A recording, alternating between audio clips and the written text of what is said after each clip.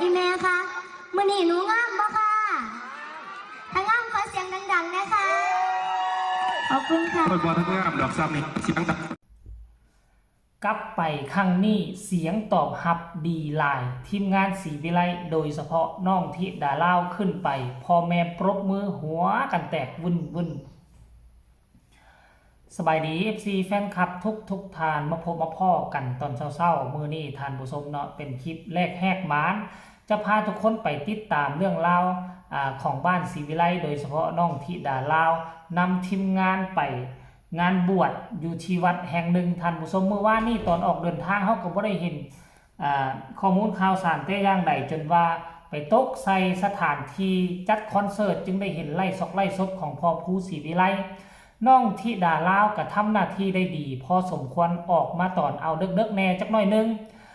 ตอนเปิดหัวเรื่องขึ้นไปทับอิฐก็บ่มีคนดอกเห็นแค่ 2-3 คนมานั่งอยู่หน้าเวที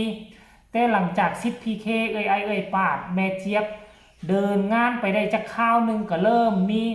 คนเอาโต๊ะเอาตังมานั่งอยู่ทางด้านหน้าเป็นเวทีของหมอลำซิ่งทานผู้ชมถามว่าเครื่องเสียงก็โอเคบ่ถือว่าเครื่องเสียงบ่ปานใดเวลาที่ห้องใส่ไม้เสียงกระทงเสียงกระแทกเสียง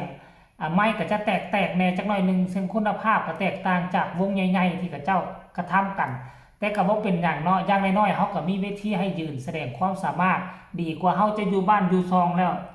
วันเดือนปีผ่านไปแล้วบ่มีเวทีให้ทำการแสดงมันจะเฮ็ดให้เฮาลืมเนื้อเพลงลืมการแสดงไปท่านผู้ชมเนาะเรื่องราวจะเป็นแนวใดท่านผู้ชมมีคลิปสั้นๆอยากจะให้ทุกคนไปชมคลิปนี้นำกันสากลคลิปวินาทีน้องธิดาลาวขึ้นไปพ่อแม่ว่าจังใดมีความสนอกสนใจในตัวธิดาลาวบ่จะมีเสียงตอบรับเวลาตอนน้องธิดาลาวทักทายสบายดีหรือบ่ก็ให้ทุกคนไปชมคลิปนี้พร้อมๆกันเลยทุกคนไปโอ้ยอาจารย์ครับเบื้องไม่ผมจักบาทนะครับ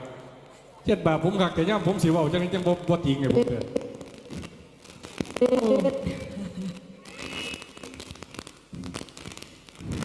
ชื่อแต่หวานผู้ใดขัวได้บักแดดขอบคุณค่ะขอบพระคุณอีเมลนะครับไอ้ไส้ขอบคุณ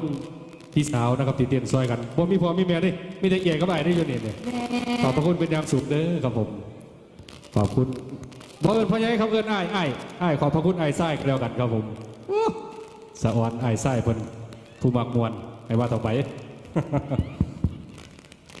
เอาดังระบอกไม่เฮ้า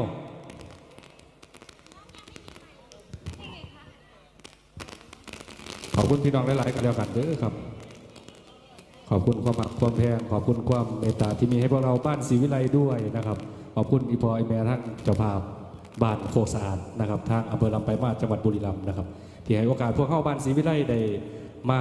ยืนบนเวทีทำการแสดงให้พี่ให้น้องเข้าได้รับชมในวันนี้ต้องขอบคุณหลายๆกันแล้วกันนะครับเอาเพื่อว่าเป็นการเสียเวลาขอจูงมืออันสูงเกียรติของพี่น้องพ่อครับลูกสาวคนล่าธิดาลาวศรีวิไลขอเสียงตบมือต้อนรับสวดจังหวัดนะครับขอบพระคุณเราน้ำใจด้านหน้าเวทีด้วยนะคะอีแม่คะมื้อนี้หนูงามบ่ค่ะถ้างามขอเสียงดังๆนะคะขอบคุณค่ะโดยบอทั้งงามดอกซ้ำนี่เสียงดังคนเห็นครับเอาดังคนนี้แม่สิพี่แต่ว่าบ่งามซ้ำอีแม่เพิ่นดอกโอ้ยกระบอกแล้วเนาะแม่แพ้อีแม่นี่เราให้งามตัวแม่นตัวเต้นสะอ่อนเต้นก็งามพร้อมให้ลูกยึดเป็นยังแม่กระปวงเนี่ยว่าจะเป็นงามคักสักอีแม่คะหนูขอความร่วมมือได้บ่ค่ะเวลาหนูร้องเพลงนี่แม่คะหนูร้องจบปุ๊บอีแม่ตบมือดังๆเลยด้วยค่ะห่วยอดว่าเนี่ยเนาะมันบ่ได้จ้างตบดอกแม่มันบ่ได้เสียค่าตบดอกตบมือลูกร้องเพลงจบตบโลดเดี๋ยวหนูสิให้ดอกให้ยังสิให้อันนั้นละ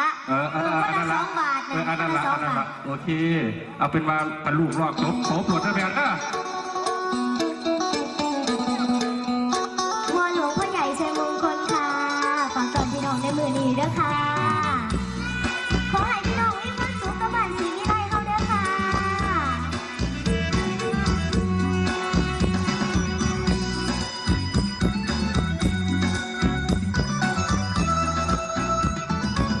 เป็นยังมา ทุกทักกระโด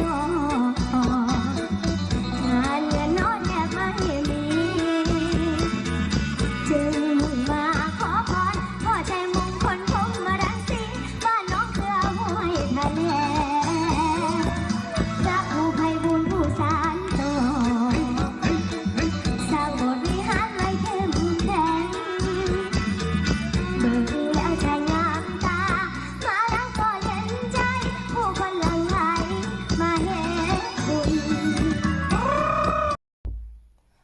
เมื่อก่อนน้องขึ้นห้องเพลงหรือว่าน้องขึ้นทำการแสดงเจ้าบ่ค่อยเห็นน้องมักเว้ามักว่าแบบนี้ตอนนั้นก็ขึ้นไปกับเว้า2-3 คำแล้วก็หยุดเว้า2-3 คำแล้วก็เศร้าต้องอาศัยผู้หลักผู้ใหญ่ซิพีเคบ่แม่เจี๊ยบบ่เป็นผู้เว้าปูทางให้แต่ว่าปัจจุบันนี่ต้องยอมรับว่าน้องธิดาลาวคุณภาพสูงน้องธิดาลาวนี่เก่งขึ้นกว่าเก่าบ่จำเป็นต้องให้ผู้ใดมาปูทางบ่จำเป็นต้องให้ผู้ใดมาเว้านำหน้าน้องสามารถคิดคำเว้าสามารถเขาเอิ้นว่าต่อก่อนต่อปากต่อคำกับบรรดาแม่ๆอยู่ทั้งด้านหน้าเวทีได้เนาะน้องห้องเพลงไปจักคราวนึงแล้วก็น้องก็จะมาทักทายสบายดีถามพ่อแม่เสียงพ่อแม่น่ะห้องโฮตอบรับน้องธิดาลาวเป็นช่วงๆเฮ้ยในเมื่อก่อนนี่บ่ได้เป็นแบบนี้ได้ด้วยความว่าน้องธิดาลาวเก่งขึ้นมีความสามารถขึ้นการอินเตอร์เทนการเทคแคร์กับพ่อแม่คนชมทั้งด้านหน้าเวทีก็เริ่มหู้จุดเว้าแนวใดจะได้รับเสียงตอบรับเว้าแนวใดจะมีเสียงตอบรับกลับคืนมาโอ้โหทุกคนเลยก็ถือว่าเก่งในวัย12 ปีเฮ็ดได้ซ้ำนี่ก็ถือว่ามาตรฐานดีสูงขึ้นกว่าเก่าบางคนนี่ขึ้นไปห้องเพลงแล้วก็ลงมาซื่อบ่ได้เว้าได้ว่าคนชมก็บ่กล้าสิทวกสิทักสิท่วงสิทักคนชมก็ได้แต่นั่งชมหายใจทิ่มละล่ะแต่ว่ากับน้องธิดาลาวนี่บ่แม่นเลยคนชมมีส่วนร่วมนำน้องธิดาลาวหักมีคำเว้าหักมีคำว่าสามารถสร้างสรรค์เสียงหัวเราะกับบรรดาแฟนๆที่มาเบิ่งน่ะท่านผู้ชมก็ถือว่ามื้อคืนนี้บ้านศรีวิไลเฮ็ดได้ดีค่อยไปไล่เบิ่งคอมเมนต์ก็ได้ป้าโถเพราะว่าหยังมื้อคืนนี้ก็คือเวทีนี่เป็นเวทีของคนอื่นอยู่แต่ว่าเปรียบเหมือนเวทีของบ้านศรีวิไลทีมงานบ้านศรีวิไลตั้งแต่เริ่มต้นจนจบพุ่นน่ะจนจบใช้เวลาประมาณ3 ชั่วโมงทุกคนเอ้ยก็คือปล่อยเวทีนี้ให้เป็นบ้านศรีวิไลเต็มๆก็คือทางวัดเพิ่นน่าจะเซาเวทีกับเครื่องเสียงมาแล้วสำหรับนักดนตรีนักแสดงแล้วแม่นเอาบ้านศรีวิไลบ่สำหรับค่อยคิดว่าจังซั่นน่ะมันจึงมีแต่ศิลปินบ้านศรีวิไลแนวนี้ก็ห้วยเชิดชายละติโดยเฉพาะคือน้องธิดาลาวมัดรวมมาใส่กันพ่อแม่มายืนอยู่หน้าเวทีก็หลายร้อยคนเลยแหละท่านผู้ชมเอ้ยอันนี้คือเรื่องราวของน้องสาวธิดาลาวเดี๋ยวคลิปต่อไปจะมีเรื่องราวของซิดพี่อายเดี๋ยวจะเอามาฝากเอามาต้อนกันว่างานปิดฤดูกาลของเกียงไกรอีสานศิลป์อายจะปังจะดังขนาดใดเดี๋ยวเอาไว้คลิปหน้าพ่อกันสำหรับคลิปนี้ FC บ้านศรีวิไล FC น้องธิดาลาวเห็นแล้วมีความคิดความเห็นแนวใดก็ส่งข่าวมาได้ทางใต้คอมเมนต์ฝากกดไลค์กดแชร์พ่อกันไหมในคลิปหน้าสบายดี